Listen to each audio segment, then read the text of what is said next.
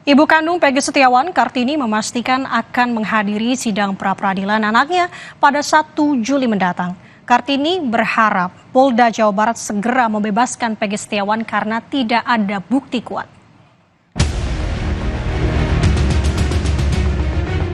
Tim kuasa hukum dari Polda Jawa Barat akan menghadiri kegiatan sidang pra-peradilan pada jadwal persidangan yang berikutnya dan akan menyiapkan materi gugatan.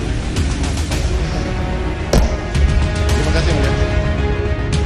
Laju kapal pra-peradilan tersangka kasus Vina Cirebon, Peggy Setiawan, masih terombang-ambing, susul-menyusul dengan belum lengkapnya berkas di Kejaksaan Tinggi.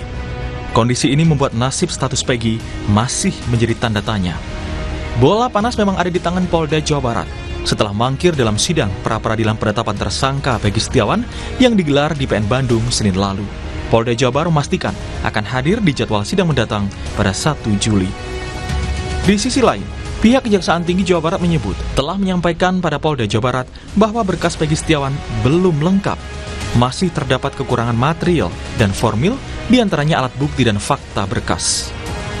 Atas hasil penelitian tim jaksa pada tanggal 24 Juni 2024, tim jaksa peneliti sudah mengirimkan pemberitahuan bahwa hasil penyidikan belum lengkap kepada rekan-rekan penyidik.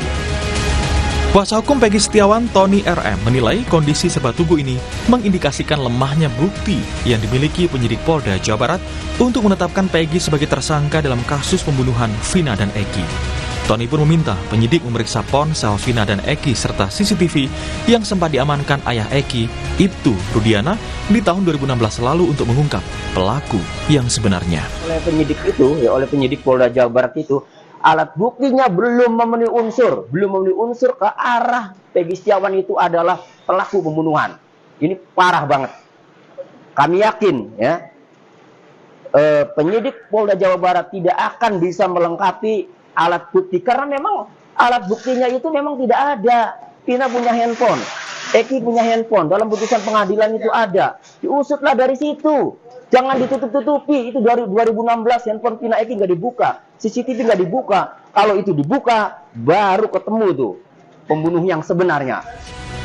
Sementara itu, keluarga tersangka Peggy Setiawan berharap Polda Jawa Barat segera membebaskan Peggy Setiawan karena tidak ada bukti kuat. Ibu Peggy, Kartini, berharap tanggal 1 Juli yang bertepatan dengan Hari Bayangkara bisa menjadi momen bagi anaknya agar dibebaskan. Saya untuk Bapak Kapolda, saya mohon keluarkan anak saya karena anak saya tidak bersalah. Jangan anak saya dihukum karena tidak terjadi kejahatan itu. Anak saya tidak melakukan kejahatan itu. Jangan dijadikan tumbal gitu ya. Yang dijadikan tumbal atas kesalahan orang lain yang menerima anak saya. Memang, Peggy tidak mesti menunggu kejelasan status selamanya. Jaksa memberikan waktu 7 hari bagi penyidik Polda Jawa Barat untuk melengkapi berkas pemeriksaan Peggy sebagai tersangka kasus pembunuhan Vina. Sementara penyidik Polda Jawa Barat tentu tidak bisa lagi mangkir pada sidang gugatan pra-peradilan penetapan Peggy sebagai tersangka pada 1 Juli mendatang. Tim Liputan, Kompas TV.